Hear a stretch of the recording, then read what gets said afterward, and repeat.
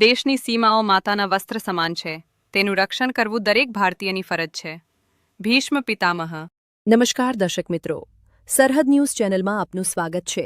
હું અનિતા ગોસ્વામી. હવે જોઈએ સમાચાર વિસ્તારથી. દુનિયાના પળમાં પણ ત્યાં નહીં રહી શકો. દુનિયામાં તમને કોઈ તાકાત નથી સંતાડી શકે એટલે મહેરબાની કરીને ચેતવણી બાકી અમને કઈ રીતે તમને લાવવા અને કઈ રીતે શું કરવું ત્યાં સમાજ જાણે છે.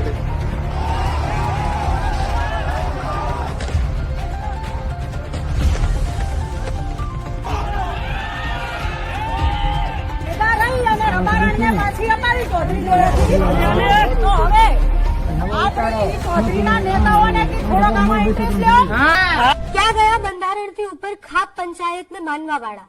ક્યાં ગયા સમાજની દીકરીઓનો ઠેકો લેવા વાળા?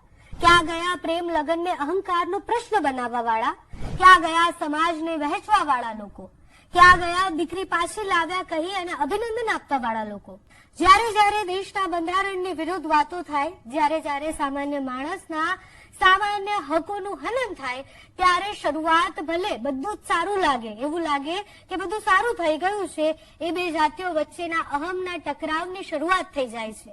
કિંજલ રબારીનો કિસ્સો પ્રેમ લગ્નથી શરૂ થયો. એના ઉપર રબારી સમાજની એકતા અને શક્તિ પ્રદર્શનનો બન્યો. ત્યારથી ખબર હતી કે સોશિયલ મીડિયામાં એકબીજાને બતાડી દેવાના ચક્કરમાં એકબીજાના સમાજની દીકરીઓ માટે જે લખવામાં આવી રહ્યું હતું, એનો અંત બહુ સારી દિશા તરફ નહીં આવે. કિંજલ રબારીને સમજાવીને અથવા તો ફોસલાવીને અથવા તો ડરાવીને અથવા કોઈ પણ રીતે પાછી એના ઘરે તો લઈ આવ્યા, પણ પછી પ્રશ્ન થયો કે રબારી સમાજની દીકરી ક્યાંય લગ્ન કરે તો ઠાકરસિંહ જેવા નેતાઓ દાવો કરે કે પાતાળમાંથી શોધીને લાવીશું અને પછી રબારીમાં લગ્ન કરાવીશું. રબારી સમાજના એ છોકરાઓનું શું જેમણે પ્રેમ લગ્ન કર્યા છે બાકી સમાજની દીકરીઓ સાથે? જે વાત ગેરબંધારણીય હતી એને સમર્થન આપતા અને બાકી મૂંગા મંતર બની રહેલા નેતાઓને કદાચ ખબર નહોતી કે તેમની ચૂપ્પી આ મુદ્દાને ક્યાંક અલગ દિશા તરફ લઈ જશે. કિંજલ રબારીના ઘરે પહોંચતા જ રૂણી ગામની ચૌધરીની દીકરી જેણે રબારી સાથે લગ્ન કર્યા હતા એનો વિડીયો આવ્યો.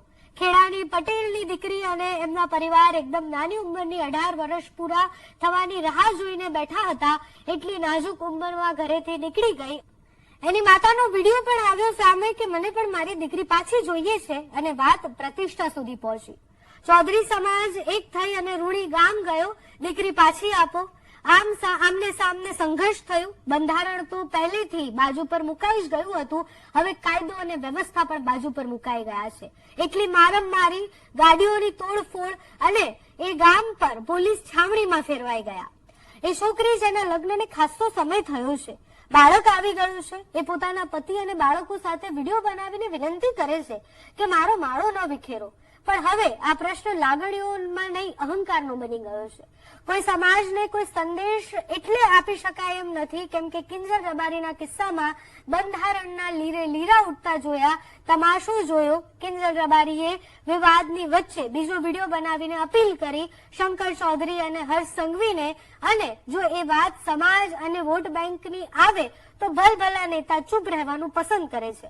સરકાર અને સમાજના નેતાઓ ધૃતરાષ્ટ્ર બની અને એ શરૂઆત થાય છે મહાભારતની કે હવે એ સામાન્ય જેવી બાબત કે એ પુખ્ત વયના છોકરા અને છોકરી પોતાની જાતે જીવન સાથે પસંદ કરી શકે છે, એ સામાન્ય બાબતમાં એક આખું ગામ પોલીસ છાવણીમાં ફેરવાઈ જાય છે. દુર્જનોની દુર્જનતા અને સમાજના કથિત સજ્જનોની મૌન વધારે ઘાતક સાબિત થાય છે. પહેલા બંધારણના લીરે લીરા ઉઠતા જોયા, હવે કાનૂન અને વ્યવસ્થાના લીરે લીરા ઉઠતા રાજ્ય જોઈ રહ્યું છે. અને ફરી એકવાર અફસોસ સાથે એ વાત કે આ એ રાજ્યમાં થઈ રહ્યું છે જ્યાં કનૈયાલાલ મુનશીએ અસ્મિતા શબ્દ આપ્યો. વિશ્વભરમાં જઈને ગુજરાતીઓ વસ્યા, આખી ગુજરાત આખી દુનિયાના સારા પાસાઓ સ્વીકારીને અસ્મિતા જાળવીને આધુનિક બન્યા. જ્યાં મેઘાણીએ કથાઓ પીરસી, જ્યાં નર્મદે દાંડીઓ જેવી મિસાલ આપી, જ્યાં કરસનદાસ મુરજીએ પત્રકારત્વની પરિભાષા ઘડી, જેણે ગાંધી, સરદાર, રવિશંકર મહારાજ આપ્યા, જેણે આદિકાળથી નરસૈયાની પરંપરા આપી, જેણે દયાનંદ સરસ્વતી આપ્યા, એ રાજ્ય સામાજિક ક્રાંતિની દિશા દેશને આપી, જે રાજ્યમાંથી હંસા મહેતા જેવા સ્ત્રી પાત્ર બંધારણ સભામાં સ્ત્રી અધિકારોની વાત કરતા હતા, એ રાજ્ય આજે છોકરી કોની સાથે લગ્ન કરશે એના ઠેકેદારો અને ખાપ પંચાયતો સામે લડી રહ્યું છે. ગુજરાતે પ્રગતિ કરી કે સામાજિક રીતે પછાત થયા?